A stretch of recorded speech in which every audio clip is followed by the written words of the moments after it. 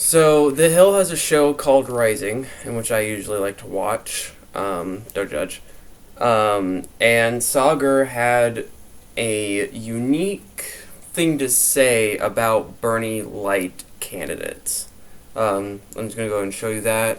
Pardon my setup, it's a little clunky, but let's watch and then we'll see where it should take.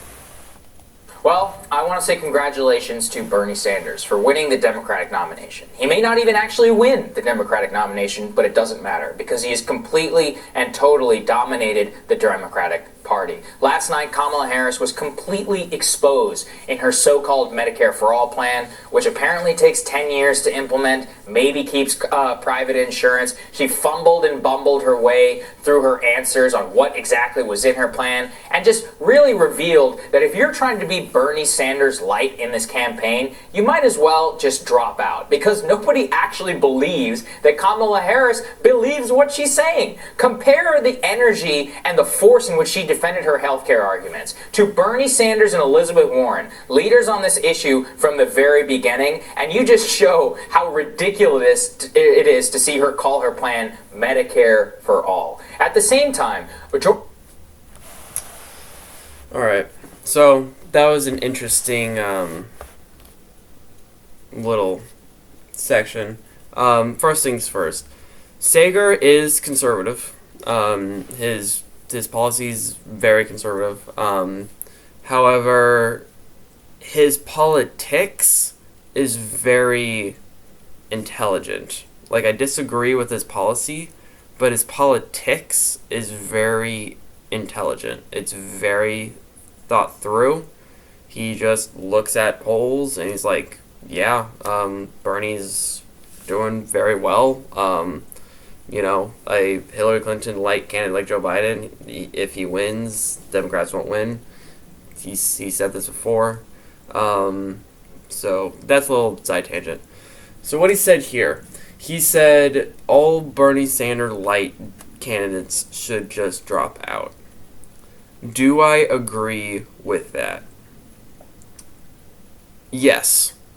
They should drop out. Why? Everything you just laid out here. I mean, I was almost word for word I would interpret it. If you're Bernie Sanders light, you're not going to fight for progressive social democracy / democratic socialism policies. You're not going to have the strength and the willpower and the courage to look at Republicans dead in the eye and say, we will pass this. We will either you vote for this or we will go to your state, go to your seat, go to your district, and make sure your ass is out. Kamala Harris, Joe Biden, Pete Buttigieg, Beto O'Rourke, Cory Booker. These are not progressives. These are not candidates that are able to overpower the will of corporate greed and the Republican Party. They don't have the strength to overpower Mitch McConnell. If Mitch McConnell holds his seat, we cannot afford a weak, spineless, fake progressive. Obama was a fake progressive. He had a supermajority in the House. Before the argument really even begun, it went from single-payer health care to Obamacare. Before it even went up to a vote. The only time it went up for a vote was in its current Obamacare Affordable Health Care Act form.